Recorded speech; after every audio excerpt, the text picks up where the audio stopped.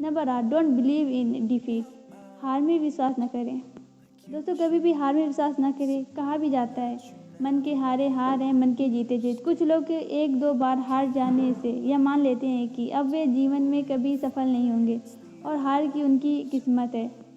आप कभी भी ऐसी थिंकिंग ना रखें। जीतने के लिए हर बार हारना पड़ता है। हर हार में कुछ सीखिए और फिर कोशिश कीजिए। जब आप छोटे बच्चे थे तो आपने चलना कैसे सीखा था? आप 1000 बार गिरे होंगे लेकिन फिर से उठ खड़े होते हैं, तब जाकर आपने चलना सीखा था। उस समय आपके शब्दों को ही पता नहीं था। तो यह प्रिंसिपल लाइफ में गोल्स में सफलता पाने के लिए भी इस्तेमाल करें। अच्छे से स्ट्रैटेजी बनाएं, समुचित ज्ञान लें जो आपको इस ब्लॉग के जरिए किताबों से मिल जाएगा और फिर कोशिश करने में लग जाएं। हारने पर निराश न हो बल्कि खुश हो, क्योंकि दूसरे लोग तो हारने के डर से घर में बैठ जाते हैं। वे तो कोशिश भी नहीं करते होंगे।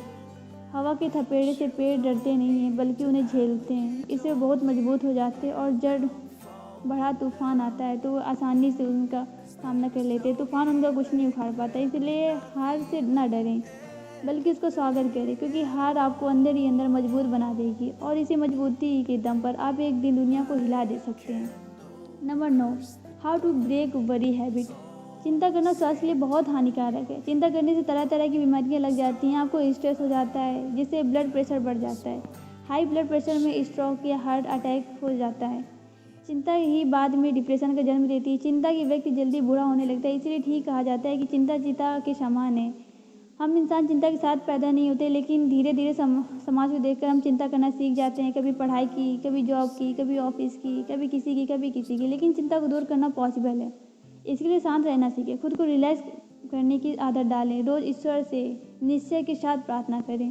साथ ही यह भी समझें कि चिंता केवल एक मानसिक डर है, उसका हकीकत में कोई रूप या आकार नहीं होता। इसलिए बेवजह चिंता करने की ज़रूरत नहीं होती। इसलिए रोज़ बोले, मैं बेवजह चिंता करना छोड़ दिया है, क्योंकि ईश्वर हमेशा मुझे देख रहा है। साथ ही चिंता दूर करने पर लिखी गई यह महान किताब है। और number 10, the power to solve personal problems. दोस्तों ये जान लें, लाइफ मुश्किलों का ही दूसरा नाम है। यह ना सोचें कि लाइफ में कभी कोई मुश्किल नहीं आएगी। साथ ही मुश्किलों का कोई निगेटिव चीज़ भी ना माने। बहुत से लोग छोटे छोटे कामों को भी मुश्किल मान लेते हैं, जैसे कोई बिल देना हुआ, कुछ खरीद कर लाना हुआ। इसीलिए हर चीज़ को प्रॉब्लम ना समझें। अगर कोई काम आ भी जाता तो उसे सॉल्व करने की कोशिश करें। यह नहीं है कि उसके बारे में चिंता करने लगे। चिंता करने से कोई प्रॉब्लम का हल नहीं होगी। इसकी बजाय यह सोचिए कि प्रॉब्लम्स को कैसे सॉल्व करना है। दोस्तों से सलाह भी ले सकते हैं। अगर चिंता हो रही है तो सोचिए कि ईश्वर मेरे आसपास ही है और वह मेरी प्रॉब्लम्स को दूर कर देगा।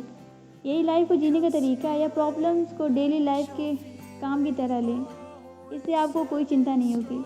हर काम का समय निर्धारित कर लें, तब तक उसके बारे में विपरीत चिंता न करें। हमेशा पॉजिटिव बोलें, मैं इस प्रॉब्लम को सॉल्व कर सकता हूँ, ईश्वर हमेशा मेरे साथ है। Number 11, how to use faith healing.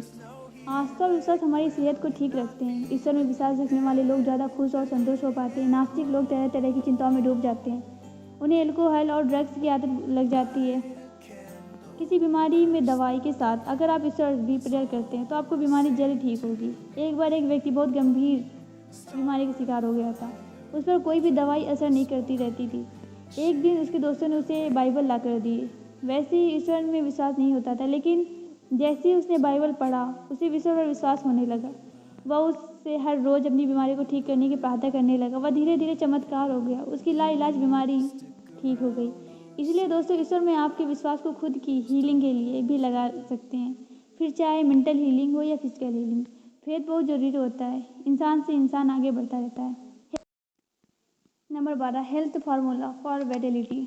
दोस्तों गुस्सा, नफरत और चिड़चिड़ापन हमारी सेहत के लिए बहुत नुकसानदायक है।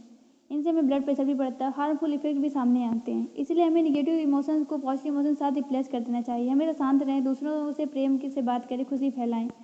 इससे आप भी 100 साल तक जिंदगी और स्वस्थ रह पाएंगे। निगेटिव थिंकिंग से 1000 तरह की बीमारियां लगती हैं। इसलिए हमेशा पॉजिटिव ही सोचें। गुस्से से हमेशा बचें। जब गुस्सा आए तो मुट्ठी बंद ना करें, आवाज़ भी नीची रखें। इसके साथ ही 10 बार बोलें, मैं ईश्वर पर विश्वास करता हूँ, मुझे रास्ता दिखाते हैं। इससे आप कभी भी गुस्सा नहीं करेंगे।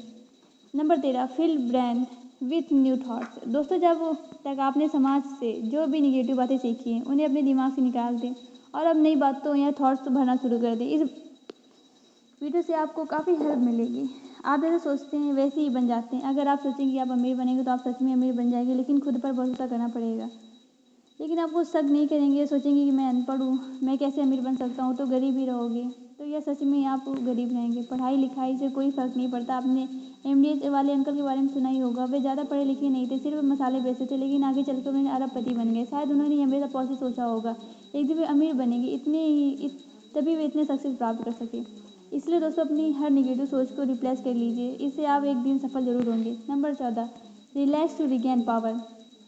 अगर आप एक काम करते हुए थक जाते हैं तो पावरलेस फील करने लगते हैं, तो उसी समय रुक जाइए, थोड़ा रिलैक्स करिए। आप देखेंगे कि आप फिर से ऊर्जा भर गए होंगे।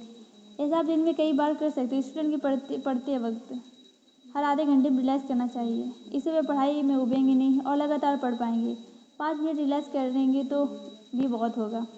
जो स्टूडेंट लगातार 2 घंटे पढ़ते हैं वे स्टडी का बोझ मानते हैं। वे सिर्फ एग्ज़ाम के लिए ही ज़्यादा पढ़ते हैं और बाद में इतनी पढ़ाई नहीं करते, क्योंकि उन्हें ब्रेक लेकर रिलैक्स करने की तकलीफ नहीं आती।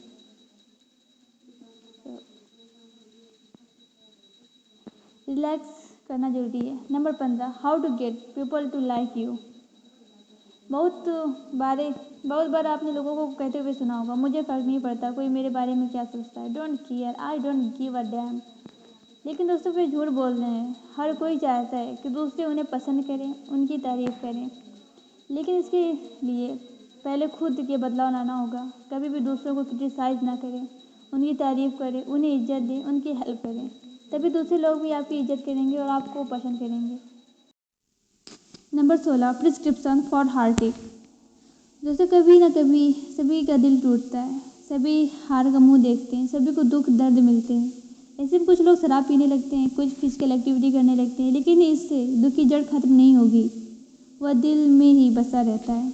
ऐसे में ज़रूरी है कि आप उस दर्द को दिल और दिमाग से हटा पाएँ। इसके लिए लेखक ने कुछ तरीके बताए। नंबर 1, अगर रोना आ रहा है तो रोके नहीं, रो लीजिए, इससे आपको दुख आंसू में बह जाता है। नंबर 2, इसके बाद जो आपके रोज़ काम है उन्हें करते रहें। नंबर 3, एक जगह बैठकर उस दुख के बारे में ना सोचें, इसके बजाय पॉजिटिव थिंकिंग वाली कोई किताब पढ़ें जो आपके लिए मोटिवेट का काम करेगी। ईश्वर से प्रार्थना करें। नंबर 5, खुद से कहें कल एक नया दिन होगा। इस तरह आप अपने दुख से निजात पा सकते हैं।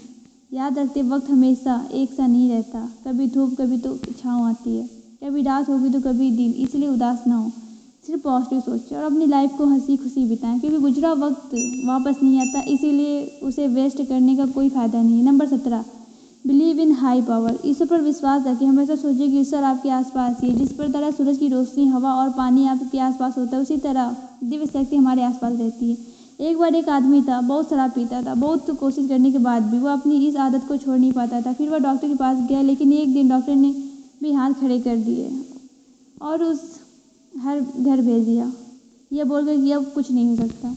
जब वह घर लौट रहा था तो रास्ते में एक चर्च पड़ी। उस समय वहाँ कोई नहीं था। चर्च में चला गया और रोने लगा। तभी एक पादरी आया, उससे रोने का कारण पूछा। उसने कहा कि वह अपनी शराब की आदत नहीं छोड़ पाता है। पादरी ने कहा, क्या चर्च का काम में कुछ हेल्प कर सकता है? क्रिसमस आ रही थी और उन्हें चर्च में पेंट करना था। आदमी को पादरी में कुछ चिढ़ हुई। उसकी प्रॉब्लम्स का कोई सोल्यूशन बताने की बजाय काम करने के लिए बोल रहा था, लेकिन वह आदमी तैयार हो गया। उसे लगा कुछ टाइम पास हो जाएगा।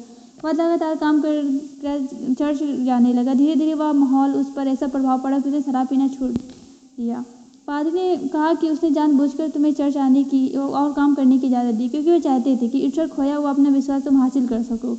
प्रवचन देने पर उस पर कोई असर नहीं होता। तो दोस्तों, जिस चीज़ में आगे साइंस हार गई, वह आदमी अपना फेथ काम आ गया। चर्च में काम करते हुए उस आदमी को ईश्वर पर फिर से विश्वास हो गया था, जिसकी वजह से उसकी बुरी आदत छूट गई। उसकी ज़िंदगी फिर से खुशियों से भर गई।